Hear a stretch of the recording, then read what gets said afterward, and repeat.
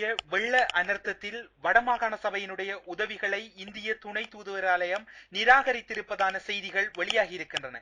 ஆனால் அதில் உண்மையான யதார்த்த நிலைமைகள் எப்படியான வகையில் பின்பற்றப்பட்டிருக்கின்றன, அது நிராகரிக்கப்பட்டதனுடைய உண்மையான தன்மை என்ன என்பது தொடர்பில் அறிந்து கொள்வதற்காக யாழில் உள்ள இந்திய துணை தூதுவரகத்தின் துணை தூதுவர் நடராஜ் அவர்களை லங்காஸ்ரீயின் 24 செவிகளோடு இணைத்திருக்கின்றோம். வணக்கம் ஐயா.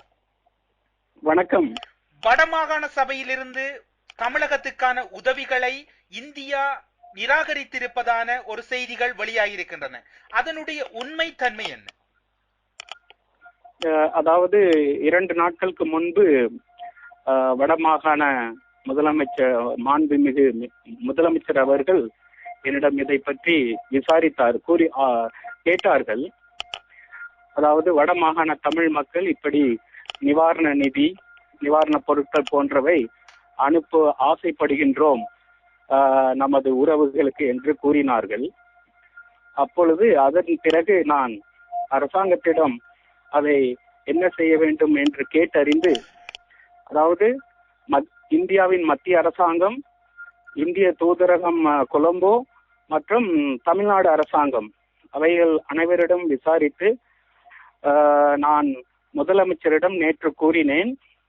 இதுவரை இந்திய அரசாங்கம் அயல்நாட்டு நிவாரண நிதி எது வேண்டும் என்று இன்னும் விண்ணப்பம் எதுவும் விடவில்லை என்று கூறினேன். அது மட்டுமல்லாமல் அப்படி இந்த நிலையில் இன்னும் மத்திய அரசாங்கம் எதுவும் விண்ணப்பம் விடுவிக்காத இந்த நேரத்தில் என்ஜிஓஸ், அதாவது நான் கவர்மெண்டல் ஆர்கனைசேஷன்ஸ், அவர்கள் மூலமாக இங்கிருந்து எதுவும் அனுப்ப வேண்டும் என்றால் அதை நீங்கள் தாராளமாக செய்யலாம் என்று மாண்புமிகு முதலமைச்சர் அவர்களிடம் கோரி, மேலும் இது சம்பந்தமாக தேவைப்பட்டால் இலங்கை துணை தூதர சென்னையில் உள்ள இலங்கை துணை தூதரத்துடன் கலந்துரையாடி மேற்படியான ஏற்பாடுகளை நீங்கள் செய்யலாம் என்று அங்கே இலங்கை துணை தூதுவராக இருக்கும் திரு கிருஷ்ணமூர்த்தி அவர்கள் தொலைபேசி எண்ணையும் மாண்புமிகு முதலமைச்சர் அவர்களுக்கு குறுந்தகவல் மூலமாக அனுப்பி வைத்தேன். இதற்கு இடையில் இந்திய அரசாங்கத்தின் மூலமாகவும் தமிழக அரசின் சார்பாகவும் நாங்கள் வடமாகாணத்தில் உள்ள தமிழ் மக்களுக்கு கூறிக்கொள்வது என்னவென்றால், அவர்களுடைய உணர்வுகளையும் ஆர்வத்தையும் எங்களால் நன்கு அறிய முடிகின்றது.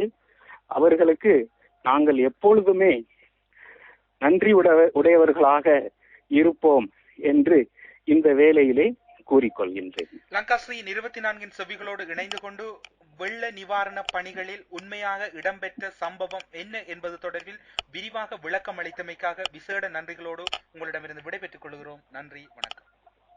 நன்றி.